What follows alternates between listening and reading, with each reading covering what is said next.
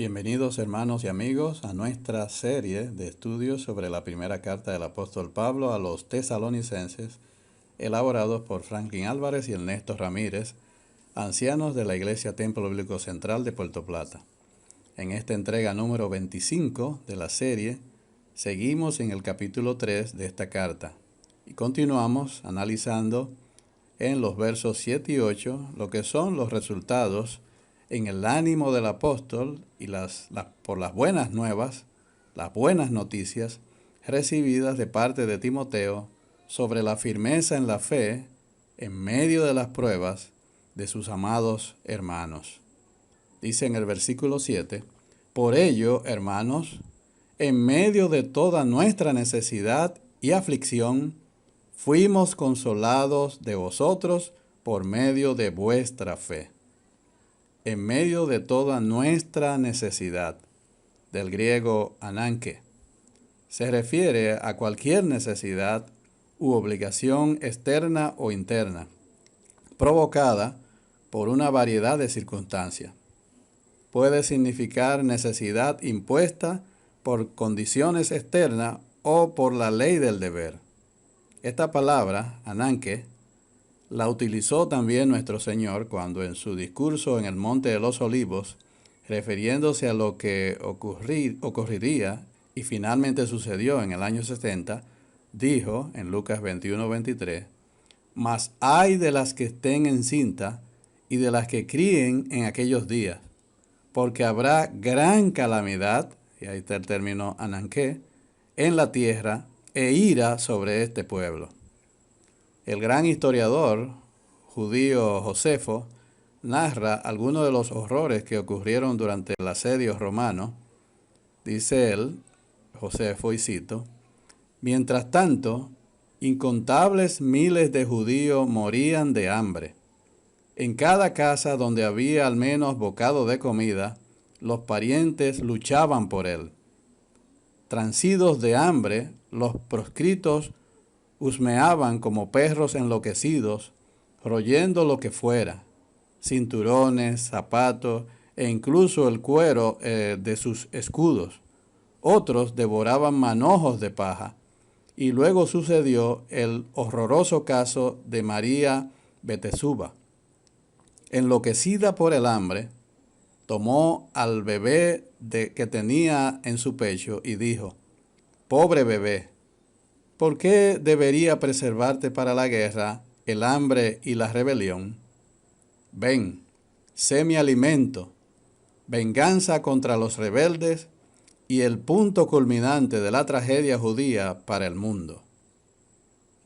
Con esto, mató a su pequeño, asó su cuerpo y devoró la mitad del mismo, ocultando el resto. Decía Josefo en los escritos esenciales en la página 344. Un cumplimiento literal de la profecía del Señor. Ay de las que estén encinta y de las que críen en aquellos días. También la usó el apóstol Pablo cuando escribiéndole a los romanos les dice en Romanos 13:5, por lo cual es necesario, y aquí está ananké, estarle sujetos no solamente por la razón del castigo, y aquí vemos la obligación externa, sino también por causa de la conciencia, y aquí tenemos la obligación interna. Y aflicción, dice el apóstol Pablo, del griego trixis. Trixis no se refiere a molestias leves, sino a grandes dificultades, todo aquello que constituye una carga para el espíritu. Los dos sustantivos que utiliza el apóstol Pablo, necesidad y aflicción, hablan de la situación emocional de él. Esto ayuda a apreciar por qué el informe de Timoteo fue tan bienvenido, tan buenas nuevas. Esta referencia a su propia angustia y sufrimiento es un recordatorio discreto para los lectores de que Pablo también estaba enfrentando gran tristeza mientras estuvo lejos de sus amados hermanos. Dice él, fuimos consolados, del griego parakaleo, de vosotros. Parakaleo transmite la idea de permitir o ayudar a una persona a enfrentar una situación difícil con confianza. En este contexto significa consolar, una palabra que se deriva del latín confortare, aliviar la pena o aflicción de alguien, y por lo tanto transmite la idea de fortalecer el ánimo de otro. Una situación similar la vemos cuando Pablo escribe la segunda carta a los Corintios, donde dice en 2 Corintios capítulo 7, versos 6 y 7, pero Dios que consuela a los humildes, nos consoló con la venida de Tito, y no solo con su venida, sino también con la consolación con que él había sido consolado en cuanto a vosotros, haciéndonos saber vuestro gran afecto, vuestro llanto, vuestra solicitud por mí, de manera que me regocijé aún más. Eran buenas noticias para Pablo. Los corintios anhelaban verle, esto a pesar de los decididos esfuerzos de los falsos maestros por enfriar el afecto de los santos, de aquellos amados hermanos, por él. Pero no solo tenían anhelo de verle, sino que evidenciaban un verdadero pesar. Este podría deberse a la actitud negligente que habían adoptado al tolerar el pecado en la asamblea, o puede que se debiese a la angustia y la ansiedad que habían ocasionado al apóstol. Además de este pesar, Tito informó de su verdadera consideración para con Pablo y su anhelo de complacerle. El énfasis en el pronombre vuestro indica una actitud que comprende a toda la iglesia. Warren Wiersbe afirma, y cito, el verso 7 menciona una lista de los resultados. Ellos deseaban ardientemente ver de nuevo a Pablo. Se habían lamentado por su pecado. Habían reavivado su cariño por Pablo. Se habían arrepentido y habían disciplinado al ofensor. Cierra la cita nuestro hermano Warren Wiersbe. Bien interesante. Fuimos de vosotros consolados, dice el apóstol, por medio de vuestra fe. La sensación aquí es que su firmeza fue una gran fuente de consuelo para Pablo en sus pruebas. Fue una ocasión en la que la vida santa y la fidelidad de un pueblo hicieron mucho, como siempre será el caso, para aligerar las cargas y alegrar el corazón de un ministro del Señor. En las pruebas inevitables del oficio ministerial, no hay fuente de consuelo más rico y puro que este: la vida santa y la fidelidad de la iglesia o el pueblo de Dios. Esto produce una gran carga de alegría en el corazón de un verdadero ministro del Señor. Decía el apóstol Juan en San Juan, en la tercera carta de Juan, versículo 4, no tengo mayor gozo que este, el oír que mis hijos andan en la verdad. Un hombre de Dios comentaba, quizás la mayoría de nosotros pensamos en ganar almas como el mayor gozo de la vida cristiana, y desde luego es maravilloso ver a hombres y a mujeres trasladados del reino de las tinieblas al reino del Hijo de su amor. Pero, ¿quién puede medir el dolor de ver volverse a su antigua vida aquellos que habían profesado salvación como una cerda volviendo a revolcarse en el cieno y como un perro a su vómito? En cambio, qué entusiasmante es ver a los hijos espirituales perseverar en el Señor, de gracia en gracia. Una vez más, esto enfatiza la importancia de la obra de seguimiento en todos nuestros esfuerzos evangelísticos. Esa es una gran verdad. Puede pasar esto también con nuestros hijos naturales.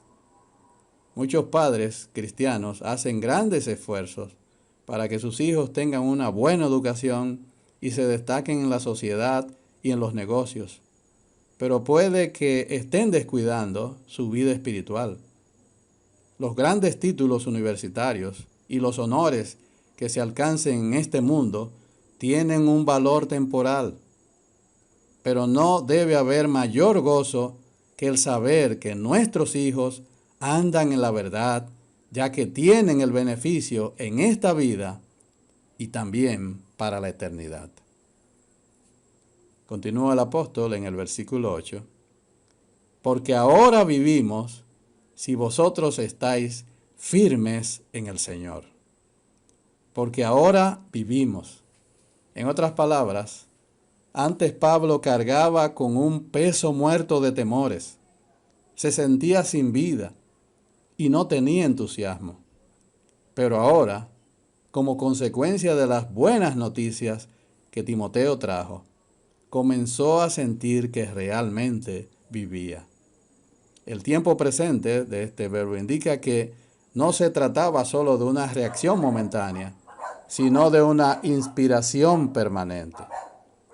Las palabras de Pablo son una vívida descripción retórica del contraste entre el antiguo estado de aprensión, cuando ignoraba la reacción de los tesalonicenses bajo la persecución, y el alivio mental y el estímulo producido ahora por las noticias que trajo Timoteo. Sintió que le habían dado una nueva oportunidad de vida, que podría seguir viviendo con una sensación de plenitud, de poder y satisfacción.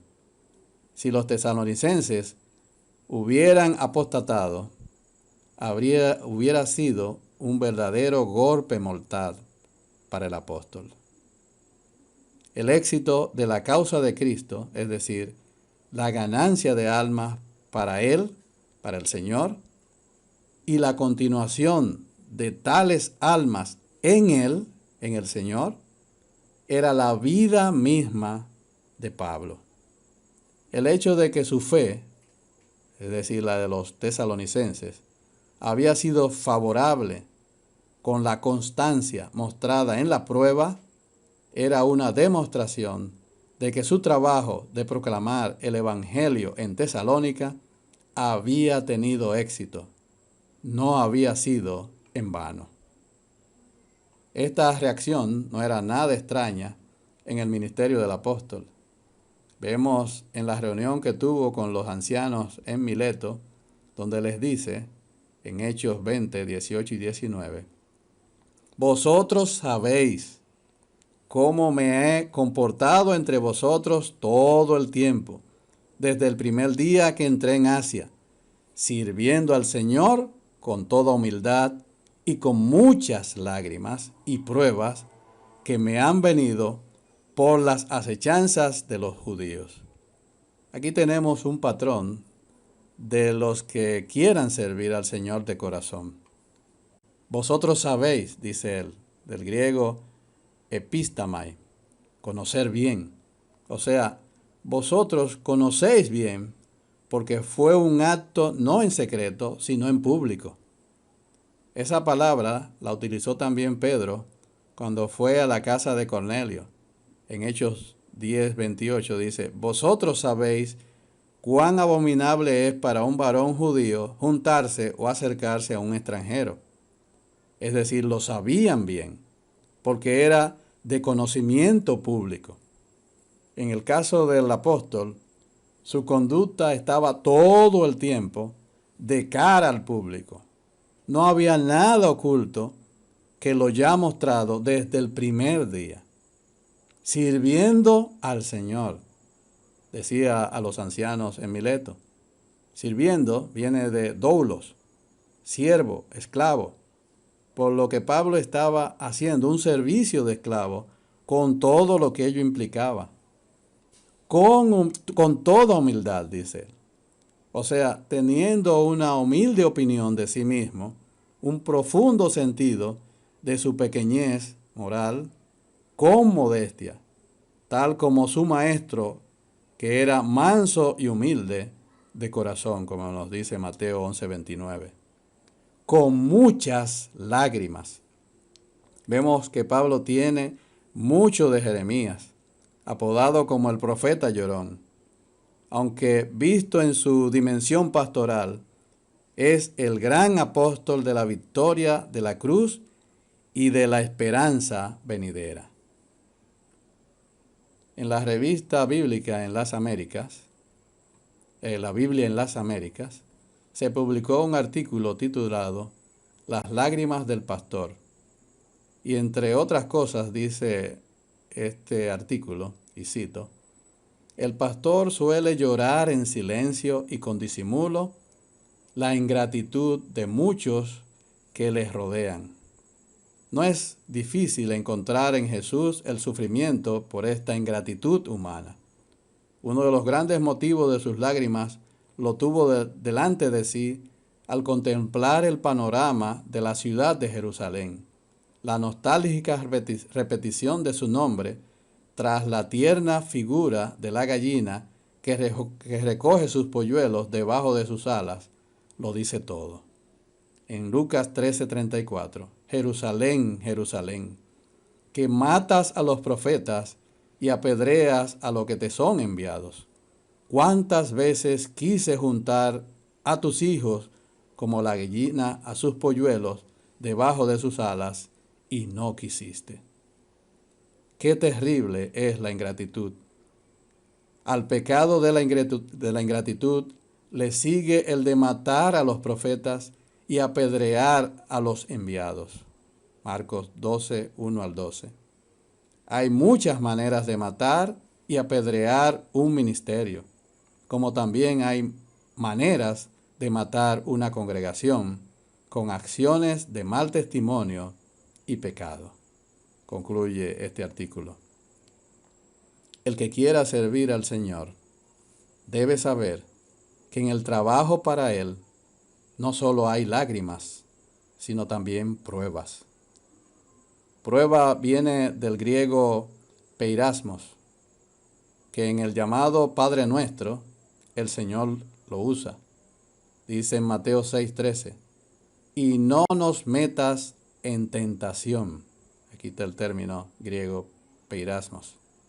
Esta palabra indica incitación al mal, algo que nunca puede proceder de Dios, sino que tiene tres grandes fuentes: el mundo, la carne y el diablo. Ya vimos cómo el apóstol expresaba su temor de que ellos, sus amados tesalonicenses, tentados por el tentador, se hubiesen apartado. Hemos dicho que esta pandemia que se abate sobre nosotros viene de Dios, no de nuestra naturaleza caída, no del sistema del mundo, no de Satanás, sino de Dios. Y Él no es tentado por el mal, ni tampoco tienta a nadie, como bien nos revela Santiago 1:13, pero sí prueba, con el fin de ejercitar la fe. Así es que, hermanos, en medio de la adversidad y la oposición y del sufrimiento que representa esta gran prueba de nuestra fe a través de esta enfermedad del coronavirus, tenemos la oportunidad de avanzar más rápidamente en la fe y alcanzar la madurez a la que estamos llamados. Eso es lo que nosotros, como ancianos de la iglesia, le pedimos al Señor que ocurra en cada uno de los hermanos que conformamos su iglesia. Y esa madurez espiritual, producto de una fe probada, es lo que traerá gran consuelo y llenará de plena satisfacción nuestros corazones, tal como ocurrió con el apóstol y sus amados hermanos tesalonicenses. Queridos hermanos, como siempre, el tiempo se nos ha terminado. En la voluntad de nuestro buen Dios, continuaremos con este interesantísimo estudio. Así que el Señor les bendiga.